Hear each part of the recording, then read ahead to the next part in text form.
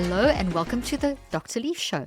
This is where you get the insider's view of the neuroscience of the mind-brain-body connection, how to get your thoughts under control, how to manage intrusive thoughts, mental health, all that good stuff to help you manage your mind, to manage your life. Messy mind, messy brain, messy body, messy life.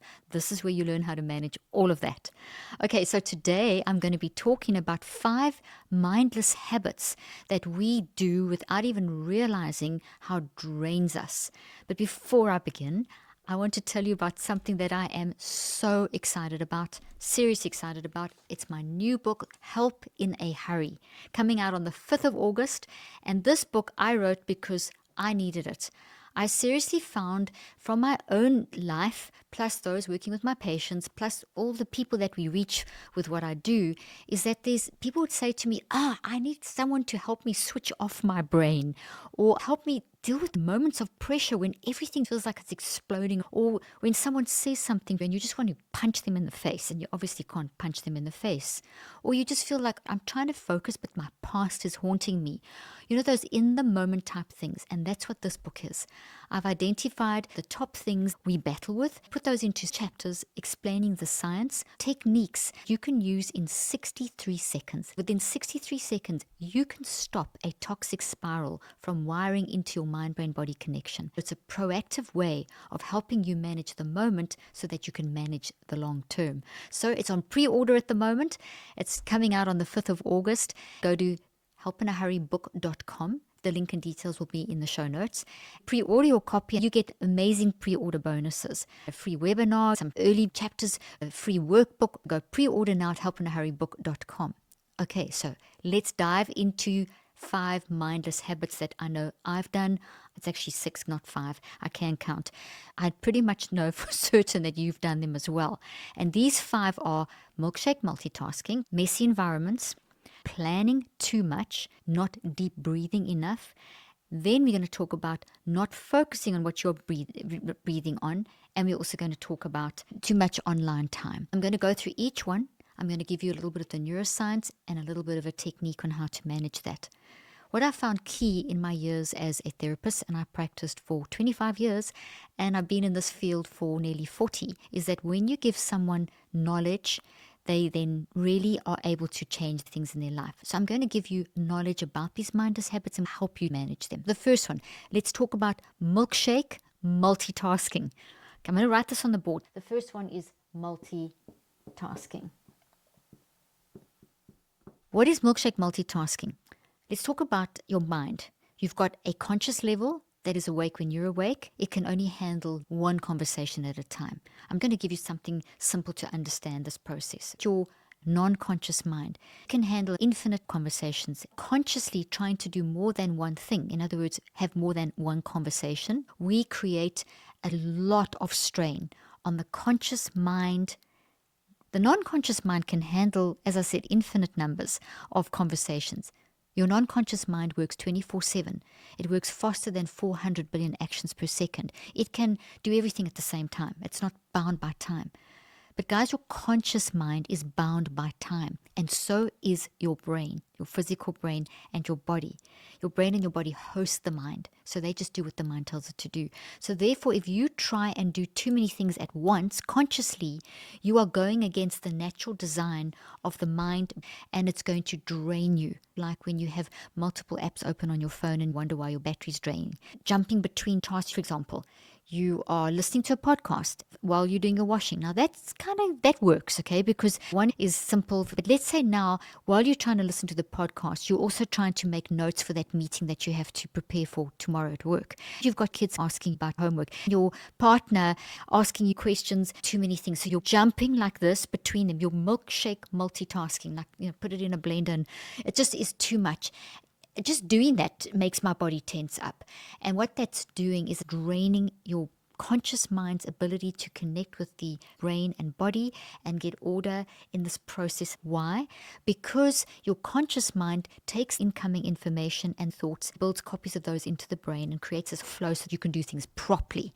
But if you have milkshake multitasking, you're not going to do anything properly. You're going to half do things, and that builds up stress. You feel drained emotionally, physically, and mentally. So now that you're aware that multitasking on a conscious level is not something that we are able to actually do, because we can't handle more than one thing at a time. You can do many different things, okay? So bearing that in mind, if you are listening to that podcast and your kids say, can you help me with homework? Then you just say, okay, just hang on, let me switch the podcast off. If you think, oh my goodness, I need to prepare for that meeting, switch the podcast off and prepare for the meeting. In other words, make a decision, finish one thing as far as you can go. Let's say that you're busy with an email and it's really important and you need to finish it, and someone, your boss or work colleague or text or email comes up that you actually have to attend to something urgently, but you haven't actually finished what you were doing. So it's okay, I'm going to finish this. I have to deal with this urgent thing. It creates a transition, enables you to move away from the milkshake state, do one thing, almost finished, do the other thing, come back and finish it. So it's organized. That's the multitasking aspect. The second one is a messy environment. The second one is messy environment. I'm just going to put E for environment. Messy environments. This sounds so crazy, but if it's a messy environment, it's very, very draining. Now, I've got everything organized on my desk here. I've got my notes, pen and blackboard marker. I can put it down there to make it tidy. I've got my books lined up. I've got my phone if I need it. In other words, I've organized my environment. It's not all over the place. My office, I keep it as tidy and organized as possible. When you want to focus and achieve something, whether it's work or whatever it is, life, when you're doing life, keep your environment tidy.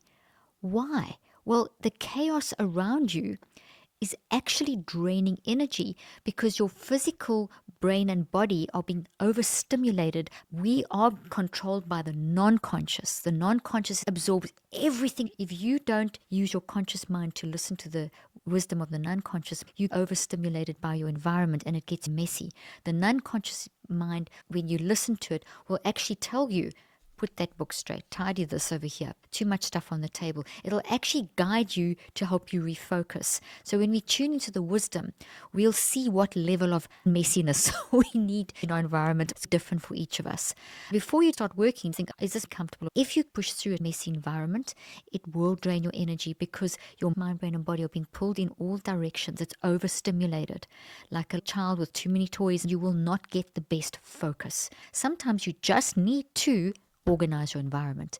A disorganized environment, a messy environment will drain your creative energy. Okay, third one that I want to talk about is planning too much.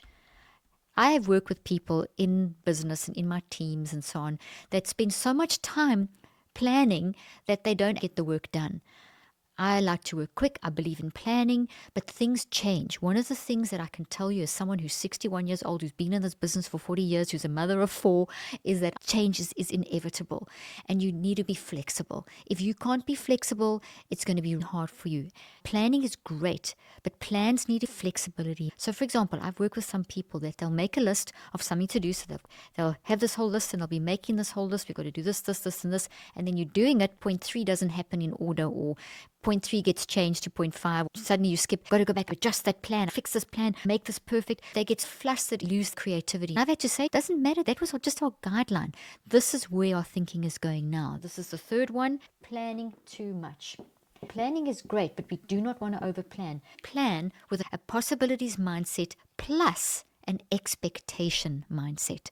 When you have a possibilities mindset and an expectation mindset, it means that this plan is not cast in stone, it's not fixed, it's a basic broad overview, but there is the possibility, because life is filled with uncertainties, that things could change. So I expect that things may change. If I go into work with that mindset, when changes inevitably do happen and the plans don't quite follow in exact order, I'm not thrown and I don't have my energy drained. I have watched over planning in my own life. I've watched over planning in my teams. It's taken me many years to control this and in myself. And I'm free from the chains of over planning, which means I'm way more flexible. I can make changes quickly, adapt quickly, and it keeps me calm. Neuroscience tells us this exactly. When you over plan and you don't have flexibility, your brain freezes up. drains energy. Your conscious mind and body go into that freeze mode. You get stuck, you get drained, you don't have creativity, you'll get worked up, you'll get toxic stress, and you'll think there's something wrong with you. There isn't. Guys, maybe you overplanned. Point number 4, deep breathing. We hear so much about breathing. I'm not going to tell you how to breathe. You know how to breathe. But do you really know how to breathe? You can be sitting at your desk, working, caught up in life, and you've been shallow breathing. That's not good in the long term. Shallow breathing does not empty the lungs properly. It doesn't get the correct oxygen, carbon dioxide balance, which impacts blood flow. It impacts how much oxygen the front of your brain needs to handle the power of the mind. If you don't have enough oxygen flowing and you've got too much carbon dioxide built up, your focus and your clarity of mind is not going to be great. You need to practice deep breathing. It's a discipline. Tune into yourself. Train yourself. Every 10 to 20 to 30 minutes, initially you could maybe put a time on your phone to go off. And when the timer goes off, take a deep breath.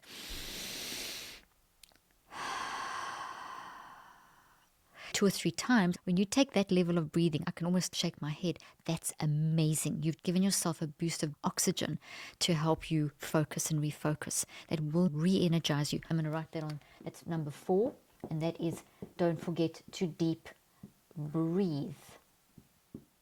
Number 5. While on the topic of breathing, oxygen isn't just to keep you alive. It does amazing biochemical functions. It also carries imprints in the form of photons of information. The main thing oxygen carries is your mindset, perception, attitude, how you are looking at life in this moment.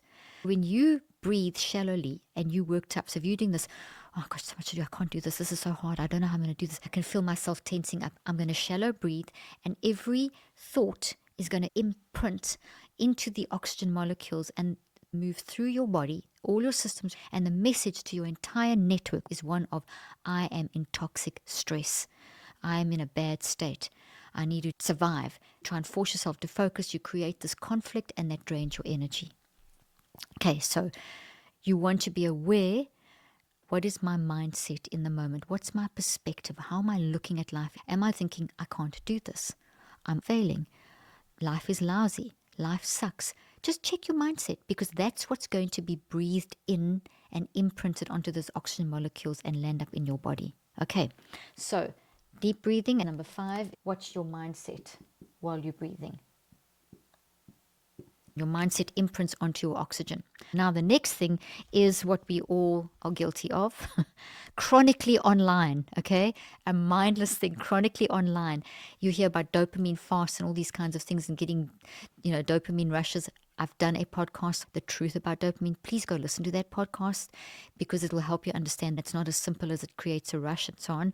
But when you are chronically online, when you're constantly scrolling, doom scrolling, TikTok, Reels, one after another, one YouTube thing after another, it creates a network that can make you feel crazy. There's nothing wrong with social media. There's nothing wrong with YouTube. There's nothing wrong with TikTok.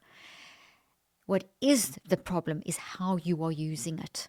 If you are just scrolling chronically, you will only be operating in the conscious mind. When the conscious mind operates without the wisdom of the non-conscious, you're not going to make good judgments. You're going to absorb information into you that's, number 1, going to drain you. Number 2, you're going to be wiring stuff in your mind that is not the truth. You're going to wire thought networks into your mind that you think this about yourself or that about yourself, or you're not going to control anything. You've got a big, fat mess just building up in your mind, and because you keep on doing it over and over, it builds into a habit. So within 63 days, which is the time that it takes to build a habit, 3 months of doom scrolling or 3 months of spending chronic time online, which all of you have done, I can guarantee, me included, without looking, without thinking, you have then wired untruths into your mind. Wonder why you feel anxious and have got intrusive thoughts or are feeling depressed, because you've got networks that aren't you.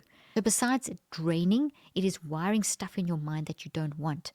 Be much more aware of when you are on social media, Go in with a curious mindset. Okay, I'm going to go on for this amount of time, and the minute I feel anxiety rising, I'm going to stop and ask, why do I feel anxious about this information?